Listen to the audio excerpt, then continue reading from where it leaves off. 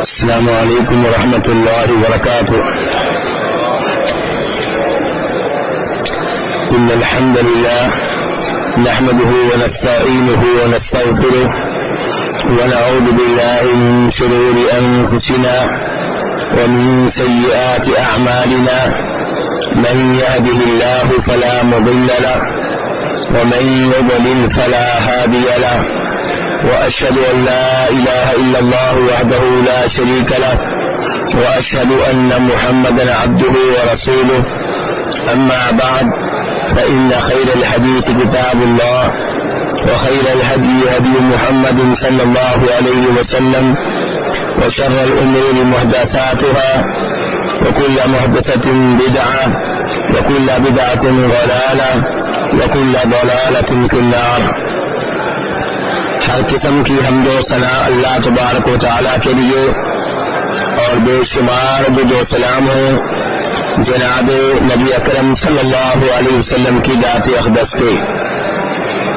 الدروس المہمہ مشہور و معروف کتاب ہے شیخ ابن باز رحمہ اللہ کی. اس کتاب کا 11واں درس چل رہا ہے اور اس درس کا عنوان ہے، موضوع ہے وہ چیزیں جن کی وجہ سے نماز باطل ہو جاتی ہے. کل کے درس میں 4 چیزیں ذکر ہوئی تھی اور آج کے درس میں بھی 4 چیزوں کا تذکرہ ہوگا. کل کے درس میں جن 4 چیزوں کا تذکرہ ہوا تھا ان میں سے ایک یہ ہے کہ اگر کوئی آدمی نماز میں جان بوجھ کر یہ یاد رہتے ہوئے کہ میں نماز میں ہوں گفتگو کرتا ہے تو اس سے اس کی نماز باطل ہو جاتی ہے، ختم ہو جاتی ہے. لیکن اگر کوئی بھول کر گفتگو کر لے یا کسی کو اس مسئلے کا علم ہی نہ ہو کہ نماز میں گفتگو ممنوع ہے تو اس کی نماز باطل نہیں ہوگی. دوسرے نمبر پہ اگر کوئی کہکا لگا کر اونچی آواز سے ہنستا ہے تو اس سے بھی نماز باطل ہو جاتی ہے. تیسرے اور چوتھے نمبر پہ اگر کوئی جان بوجھ کر نماز میں کوئی چیز کھاتا ہے یا کوئی چیز پیتا ہے تو اس سے بھی نماز باطل ہو جاتی ہے. 5ویں نمبر پہ کتاب کے مؤلف کہتے ہیں وانکشاف العورہ، اگر کسی کا نماز میں سطر ننگا ہو جائے تو اس سے بھی نماز باطل ہو جاتی ہے. اب سطر کیا ہے یہ ہم سب کو معلوم ہونا چاہیے. نبی صلی اللہ علیہ وسلم فرماتے ہیں کہ ما بین السرۃ والرکبۃ عورۃ، کہ ناف اور گھٹنوں کے مابین جو جگہ ہے یہ سطر ہے، اسے ڈھانپنا ضروری ہے. یہ وہ سطر ہے مرد کا جو نماز کے علاوہ بھی ہے، لیکن نماز میں یہ بھی سطر ہے اور نمازی پہ یہ بھی واجب ہے کہ کندھوں تک کا جو حصہ ہے اس کا اسے ڈھانپ کر رکھے. اور اس کی دلیل وہ حدیث ہے جسے امام بخاری وغیرہ روایت کرتے ہیں، جس میں نبی صلی اللہ علیہ وسلم صحابہ کرام سے کہتے ہوئے نظر آتے ہیں کہ جب تم میں سے کوئی ایک چادر میں نماز پڑھے تو وہ چادر اس انداز سے لے کہ چادر کا کچھ نہ کچھ حصہ کندھوں پہ موجود رہنا چاہیے. چادر کا کچھ نہ کچھ حصہ کہاں پہ رہنا چاہیے؟ اس سے پتا چلا کہ یہ حصہ تو مکمل طور پہ ڈھکا ہوا ہوگا، کندھوں پہ بھی کپڑے کا کچھ نہ کچھ حصہ رہنا چاہیے. یہ اس آدمی کے لیے ہے جو ایک چادر میں نماز پڑھ رہا ہے، یعنی اس کا کل لباس ایک چادر ہے، 2 چادریں اس کے پاس نہیں ہیں. تو اس سے بھی شریعت تقاضا کر رہی ہے کہ تمہاری چادر کا کچھ نہ کچھ حصہ کندھوں تک آنا چاہیے. تو اس سے پتا چلا کہ کندھوں کا نچلا حصہ جو کہ رانوں تک ہے، گھٹنوں تک ہے، یہ سارا ڈھکا ہوا ہونا چاہیے نماز میں. ایسے ہی جو عورتیں ہیں ان کے نماز میں چہرہ ان کا ننگا ہو سکتا ہے، ہاتھ ننگے ہو سکتے ہیں، وہ بھی تب جب غیر مرد موجود نہ ہو. غیر مرد موجود ہو تو پھر چہرہ بھی ڈھکا ہوا ہونا چاہیے، نماز سے پہلے بھی نماز کے دوران بھی. البتہ نماز کے دوران اگر غیر مرد موجود نہ ہو تو عورت کو اس بات کی اجازت ہے کہ اس کے ہاتھ ننگے ہو اور اس کا چہرہ ننگا ہو. اور بہتر یہ ہے کہ اس کے پاؤں کے اوپر کا حصہ بھی ڈھکا ہوا ہو.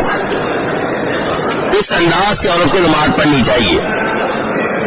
اب یہاں پہ کتاب کے مؤلف یہ کہہ رہے ہیں کہ اگر نماز میں کسی کا سطر کھل جاتا ہے، کسی کا سطر ننگا ہو جاتا ہے، تو اس سے اس کی نماز باطل ہو جائے گی. اب اگر یہ سطر ننگا ہوتا ہے، اچانک تیز ہوا اڑی اور چادر اڑ گئی اور یہ جگہ ننگی ہو گئی، جلدی سے کنٹرول کر لیا، تو انشاءاللہ اس سے نماز باطل نہیں ہوگی. یا اگر سطر کے اوپر جو لباس ہے اس میں چھوٹا موٹا کوئی سوراخ ہے جس کی وجہ سے سطر کا کچھ حصہ ننگا نظر آ رہا ہے، تو انشاءاللہ اس سے بھی نماز باطل نہیں ہوگی.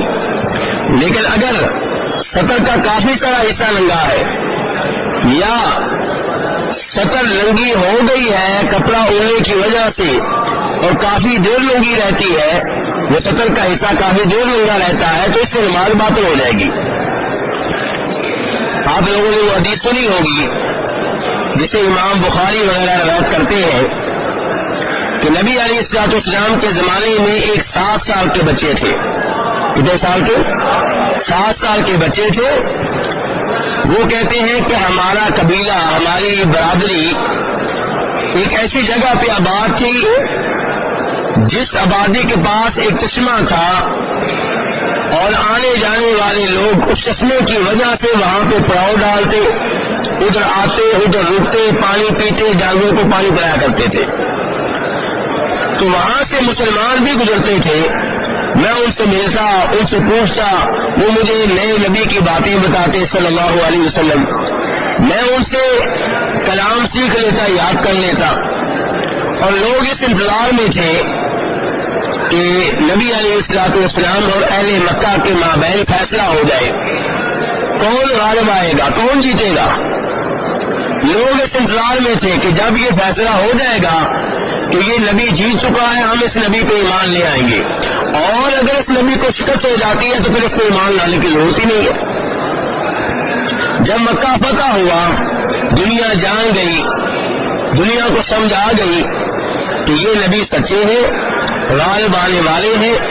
چنانچہ پھر لوگ دڑا دڑ مسلمان ہونے لگے. پھر میری قوم بھی مسلمان ہونے کے لیے پہنچ گئی. تو نبی علیہ الصلوۃ والسلام نے کل فرمایا تھا کہ تم میں سے جسے زیادہ قرآن آتا ہے، کیا آتا ہے؟ یہ انگلش آتی ہے. جسے زیادہ قرآن آتا ہے وہ نمازیں پڑھائے گا، وہ امام بنے گا. اب قوم نے جب جائزہ لیا کسے زیادہ قرآن آتا ہے تو وہ میں ہی تھا. کتنے سال کا؟ 7 سال کا. چنانچہ انہوں نے مجھے امام بنا دیا. اب میں انہیں نمازیں پڑھاتا تھا، جنازے بھی میں پڑھاتا، نمازیں بھی میں پڑھاتا. نماز میں میرا سطر جو ہے وہ کچھ ننگا ہو جاتا تھا، تو لوگوں نے، عورتوں نے ہمارے مردوں سے بات کی بھی آپ نے امام صاحب کا سطر تو ڈھانک لو. چنانچہ لوگوں نے پیسے جمع کیے اور پھر میرے لیے ایک قمیض منگوائی گئی اور وہ قمیض مجھے پہنا دی گئی. اسلام قبول کر لینے کے بعد زندگی میں سب سے زیادہ جس چیز پہ مجھے خوشی ہوئی وہ یہ قمیض تھی. صحابہ کرام اتنے غریب ہوا کرتے تھے. قمیض کیا ملی ہے؟ دنیا کی بہت بڑی نعمت مل گئی ہے. بتانا یہ چاہتا ہوں کہ اب یہ بچہ جب نماز پڑھایا کرتا تھا تو سطر کا کچھ حصہ ننگا رہتا تھا، تو آپ نے ان کی یا اس بچے کے مخلیوں کی نماز کو باطل قرار نہیں دیا. اس سے پتا چلا اگر کوئی معمولی سا حصہ کوئی سوراخ وغیرہ ہو تو انشاءاللہ اس سے نماز باطل نہیں ہوگی. لیکن کوشش یہ کریں کہ آپ کا سطر مکمل طور پہ ڈھکا ہوا ہو. یہ تھی 5ویں چیز کہ جس سے نماز باطل ہو جاتی ہے.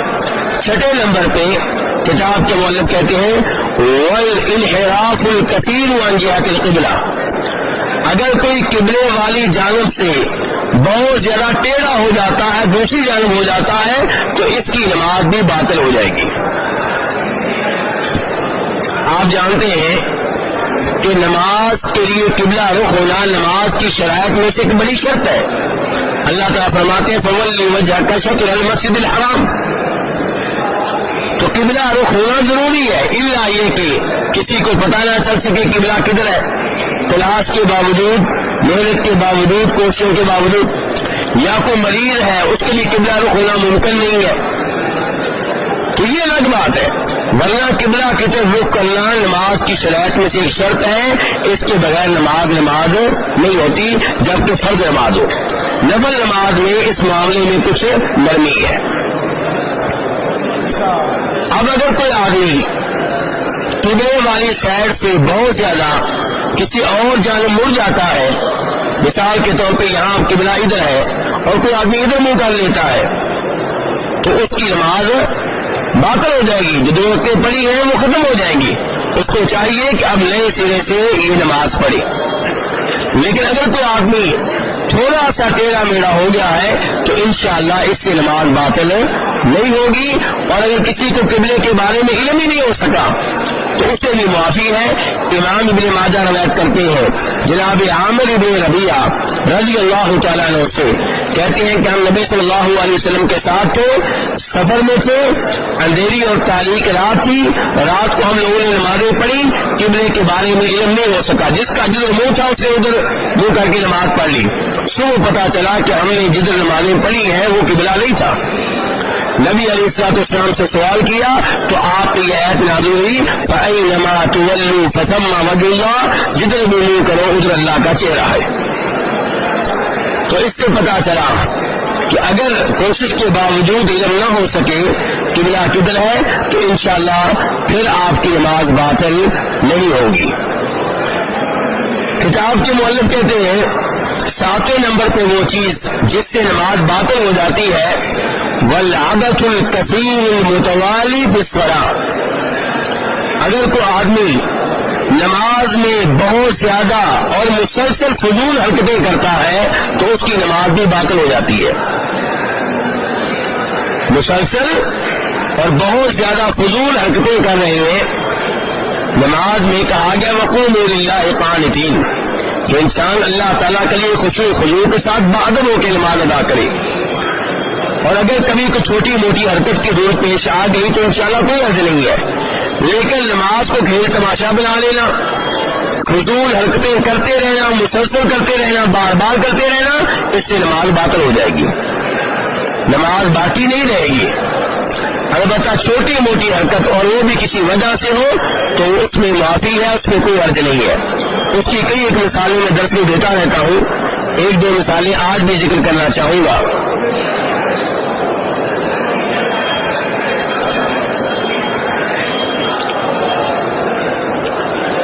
میرے بھائی جناب سہل بن سعد الساعدی کہتے ہیں، کس صحابی کے نام بھی ہے؟ سہل بن سعد الساعدی رضی اللہ عنہ کہتے ہیں کہ میں جانتا ہوں کہ نبی علیہ السلام کا منبر کس چیز سے بنا، کس لکڑی سے بنا۔ میں اس وقت بھی موجود تھا جب پہلی بار یہ منبر اپنی جگہ پہ رکھا گیا، اور میں اس وقت بھی موجود تھا جب نبی علیہ السلام پہلی بار اس منبر پہ بیٹھے۔ کسی نے ان سے منبر کے بارے میں سوال کیا تو اس کا جواب دے رہے ہیں، کہتے ہیں کہ پہلے منبر نہیں تھا، مدینہ میں ایک عورت تھی، اس کا غلام تھا جو بڑھئی تھا، لکڑی کا کام کرتا تھا۔ نبی علیہ السلام نے اس سے بات کی کہ اپنے غلام سے کہو کہ وہ کچھ لکڑیاں لے کر میرے لیے کوئی ایسی چیز تیار کر دے جس پہ بیٹھ کے، جس پہ کھڑے ہو کے، جس کے سہارے سے میں خطبہ دے سکوں۔ تو آپ کے لیے اس عورت کے غلام نے منبر تیار کیا اور پھر آپ کو پیغام بھیج دیا، منبر مسجد میں لایا گیا اور اسے مسجد میں وہاں پہ رکھ دیا گیا جہاں پہ نبی علیہ السلام نے چاہا۔ سہل بن سعد الساعدی کہتے ہیں آپ منبر پہ چڑھے، خطبہ دیا اور خطبے میں آپ نے نماز پڑھائی، نماز پڑھی، لوگوں کو نماز کا طریقہ سکھایا، کس پہ چڑھ کے؟ منبر پہ، لیکن باقاعدہ نماز پڑھی، منبر پہ نماز پڑھی آپ نے، اور آپ نے ادھر ہی اللہ اکبر کہا اور ادھر ہی آپ رکوع میں گئے، اور منبر پہ ہی آپ نے رکوع سے سر اٹھایا۔ پھر جب آپ رکوع سے سر اٹھا کر کھڑے ہوئے تو پھر آپ منبر سے نیچے اترے اور پچھلے پاؤں نیچے اترے، جیسے لوگ نہیں مقامی درباروں پہ آپ نے دیکھا ہوگا الٹے پاؤں نکل رہے ہوتے ہیں، اللہ ان کو ہدایت دے. تو نبی علیہ السلام اس انداز سے منبر سے پیچھے ہٹے اور پھر نیچے اتر کے آپ نے سجدہ وغیرہ کیا, لوگوں کو نماز کا طریقہ سکھایا, نماز آپ نے پڑھی اور اس موقع پہ آپ نے فرمایا میں نے یوں اس لیے کیا ہے, یعنی کہ نماز منبر پہ پڑھی ہے پھر نیچے اترا ہوں, یہ میں نے اس لیے کیا ہے لِتَأْتَمُّوا بِي, تاکہ تم میری پیروی کرو, وَلِتَعَلَّمُوا صَلَاتِي, تاکہ تمہیں پتہ چل جائے کہ نماز کا طریقہ کیا ہے, میں نے کیسے نماز پڑھی ہے. اب یہاں پہ آپ منبر سے نیچے اترے اور دوسری رکعت کے لیے پھر اوپر چڑھے ہوں گے, پھر نیچے اترے ہوں گے, تو یہ نماز میں حرکت ہوئی ہے کہ نہیں ہوئی؟ ہاں, لیکن اس وجہ سے نماز آپ کی باطل نہیں ہوئی. کیوں؟ کیونکہ کسی وجہ سے تھی. مقصد تھا لوگوں کو نماز کا طریقہ سکھانا, لوگوں کو نماز کا طریقہ بتانا, تو اس وجہ سے نماز باطل نہیں ہوتی جب نماز میں کوئی ایسی حرکت ہو جو کسی وجہ سے ہو اور بہت زیادہ نہ ہو. ایسے ہی امام ترمذی اور ابو داؤد وغیرہ روایت کرتے ہیں جناب عائشہ رضی اللہ تعالی عنہا سے, کہتی ہیں کہ نبی علیہ السلام گھر میں نماز پڑھ رہے تھے, میں باہر سے آئی, دروازہ اندر سے بند تھا, میں نے پھر آپ سے مطالبہ کیا کہ دروازہ کھولا جائے. اب مطالبہ کیسے کیا اللہ بہتر جانتے ہیں, آواز دیکھ کر یہ دروازہ کھٹکا کر اللہ بہتر جانتے ہیں. بہرحال جناب عائشہ کہتی ہیں کہ آپ نماز کی حالت میں ہی آگے بڑھے اور آپ نے دروازہ کھولا. کس حالت میں؟ نماز کی حالت میں. اور حدیث میں یہ بھی ہے کہ دروازہ قبلہ رخ تھا, دروازہ کس سائڈ پہ تھا, یعنی کہ آپ سیدھا آگے گئے ہوں گے, وہاں کھول کے پھر واپس آ گئے. تو یہ مجبوری تھی, بیگم باہر انتظار کر رہی ہے, عورت کا باہر رہنا مناسب نہیں ہے, وہ دروازہ کھٹکا رہی ہے, تو آپ نے نماز کی حالت میں آگے بڑھ کر دروازہ کھولا اور پھر اپنی جگہ پہ آپ واپس آ گئے. تو اس سے بھی پتا چلا کہ نماز میں وہ حرکت کی جا سکتی ہے جس کی ضرورت ہو, کوئی وجہ ہو. اور آج کل نماز میں موبائل کی گھنٹی بجے تو بند کرنی چاہیے کہ نہیں؟ بند کیجئے, کیونکہ مسجد میں اور نماز میں ساز کی آواز گونج رہی ہے, شیطان کی آواز گونج رہی ہے اور لوگوں کی توجہ نماز سے ہٹ رہی ہے, آپ کی جانب ہو رہی ہے. تو اس لیے نماز میں آپ یہ موبائل بند کریں گے, اور یہ وہ حاجت ہے جو کسی وجہ سے ہے. کسی کو نماز میں خارش ہو رہی ہے, کھیل تماشا نہیں, کبھی ہو جاتی ہے خارش, تو وہ خارش کر لیتا ہے, تو انشاءاللہ اس میں کوئی حرج نہیں ہے. ایسے ہی نبی علیہ السلام نے ایک دفعہ بخاری مسلم ابو داؤد کی روایت کے مطابق نماز پڑھائی, اور آپ کی نمازی امامہ اسے آپ نے اٹھایا ہوا تھا.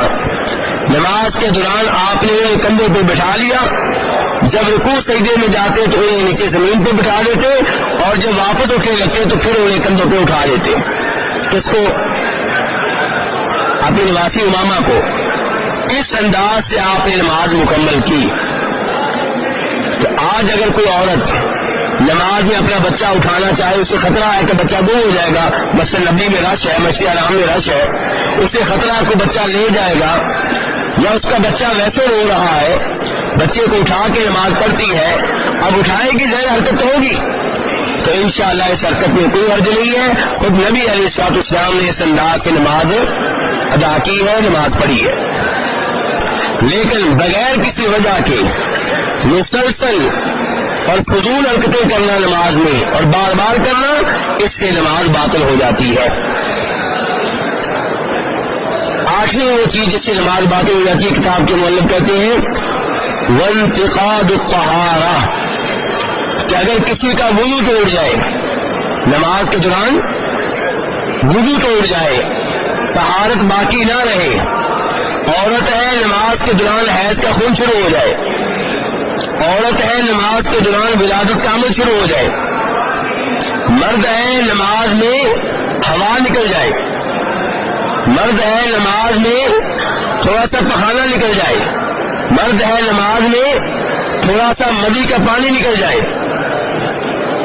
تو طہارت باقی نہیں رہی, نماز باطل ہو جائے گی, ختم ہو جائے گی.